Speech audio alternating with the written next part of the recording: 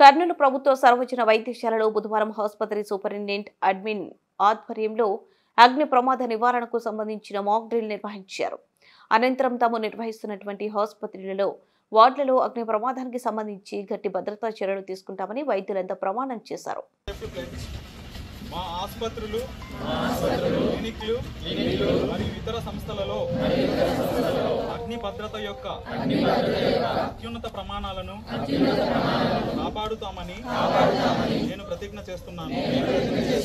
నా సంస్థలో అవగాహన సంస్కృతిని పెంపొందించడానికి అగ్ని భద్రత, అగ్ని అత్యవసర సమయంలో తీసుకోవాల్సిన చర్యలు మరియు నివారణకు అవసరమైన వనరులపై అందరికీ అవగాహన కల్పించడానికి నేను కట్టుబడి ఉన్నాను. మా సంరక్షణలో ఉన్న ప్రతి రోగి, మా ప్రక్కన ఉన్న ప్రతి సహోద్యోగి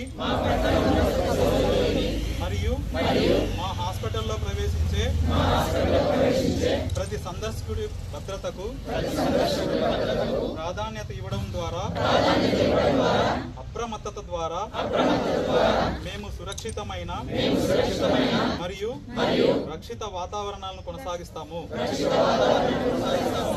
సంసిద్ధత ద్వారా అత్యవసర పరిస్థితులకు ధైర్యం మరియు ఖచ్చితత్వంతో ప్రతిస్పందిస్తాము.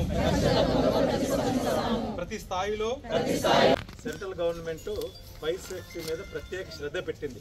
ప్రతి హాస్పిటల్లో రకరకాల ఏ ఫైర్ యాక్సిడెంట్ జరిగినా కూడా దాన్ని మనం జాగ్రత్త, ఎవరికి ప్రాణహాని కానీ ఎస్పెషల్లీ పేషెంట్స్కి ఎటువంటి హాని జరగకుండా ఎవ్రీ ఇయర్ మనం ఫైర్ మాక్ డ్రిల్ చేస్తుంటే, మాక్ డ్రిల్స్ ఎందుకు చేస్తారు?